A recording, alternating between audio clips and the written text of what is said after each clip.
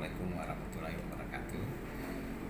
Terkait dengan pemberian izin itu sebenarnya ya ada beberapa kriteria. Yang pertama misalnya usaha mikro itu memiliki modal yang 1 miliar sampai dengan uh, 5 miliar itu. Jadi paling banyak sebenarnya itu modal itu. Kalau itu misalnya usaha mikro itu kan persyaratannya tidak terlalu perlu ditindaklanjuti, karena itu misalnya penjual pulsa di pinggir jalan. Nah itu sebenarnya persyaratan itu. Jadi untuk rekomendasi persyaratan dari OPD bersangkutan itu tidak terlalu diperketat.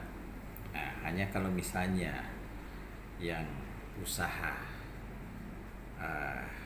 kecil, kalau usaha kecil itu kan memiliki modal yang lebih besar lagi.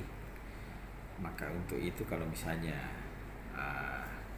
diberikan rekomendasi, memang harus persyaratannya harus diperiksa secara khusus untuk usaha menengah itu kan 5 miliar sampai dengan 10 miliar. Nah, sehingga boleh dipastikan bahwa ya untuk persyaratan itu memang harus diperiksa betul-betul. Nah, apalagi berkaitan dengan misalnya izin minuman yang beralkohol, itu betul-betul itu kita perketat itu, karena di dalam persyaratan itu misalnya ya tidak boleh ada di tengah-tengah masyarakat pemukiman. Yang kedua, tidak boleh ada di dekat sekolah atau dekat gereja. Nah ini kalau misalnya mau diberikan izin atau rekomendasi, sebenarnya itu yang punya kewenangan memberikan rekomendasi kan dari perdagangan. Nah, harusnya betul-betul rekomendasi itu sesuai dengan aturannya. Untuk itu ya diharapkan kepada pemilik misalnya usaha, ya kalau misalnya mau buka usaha ya kan ada persyaratannya, ada syaratnya, supaya jangan nanti terancam misalnya dicabut izinnya. Ya tentunya diharapkan supaya betul-betul mendasari dengan aturan-aturan yang dikeluarkan oleh OPD terkait, dan juga sebaliknya juga dari OPD terkait itu harus betul-betul melayani sesuai dengan persyaratan itu, sehingga ke depan itu tidak ada merasa dirugikan. Karena kalau misalnya masyarakat diberikan izin tapi tidak sesuai dengan aturan-aturannya, ya pastinya nanti akan dicabut. Jadi semua itu kita buat, ya kita lakukan, tentunya ada aturan-aturannya. Juga misalnya mobil saja, ini mobil yang penumpang umum ini, itu kan dalam waktu dekat juga kami akan shipping. Tentunya mobil yang misalnya plat kuning ini ya tentunya harus punya izin trayeknya. Kalau misalnya mobil itu beroperasi tapi tidak punya izin trayek, nah itu kan pastinya kalau ada masalah pasti akan sopirnya dengan yang punya mobil itu kan berhadapan dengan hukum. Dan juga memang harus punya legalitas, punya misalnya mobil katakan misalnya Kelegari, berarti izin trayeknya memang Kelegari, itu kan ada kodenya. Nah, itu wajib hukumnya untuk membayar daripada pajak trayeknya itu.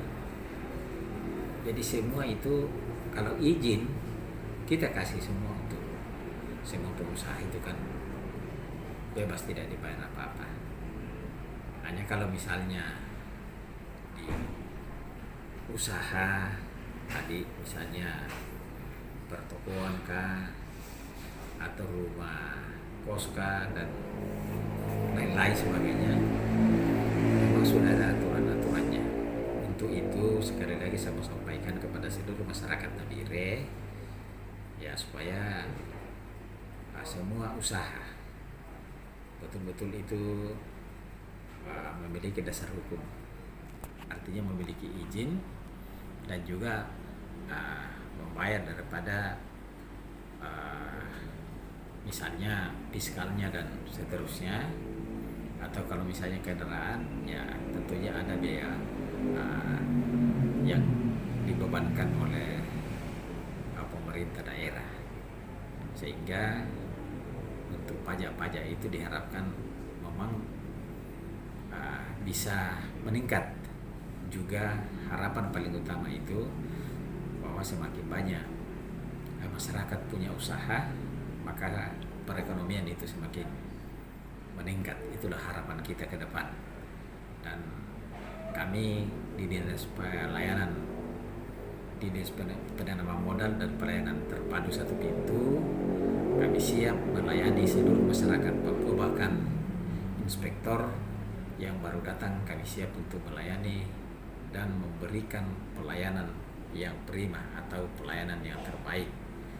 Tidak ada pungutan apa-apa untuk membayar izin, untuk mengurus izin. Silahkan datang di Dinas Penanaman Modal dan Pelayanan Terpadu.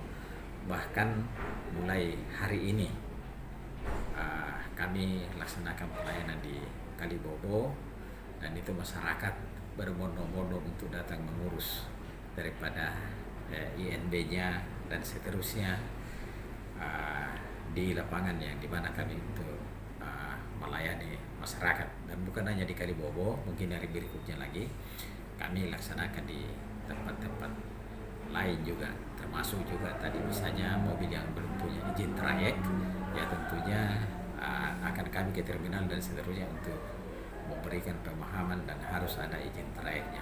Mungkin itu yang saya sampaikan. Semoga masyarakat dan seluruh pemerintah juga supaya ada kerjasama yang baik, tokoh agama, tokoh masyarakat, supaya saling mendukung sehingga apa yang diperjuangkan ini untuk masyarakat, sehingga masyarakat semakin sejahtera, juga PAD yang ada di Kabupaten Nabire semakin meningkat. Terima kasih.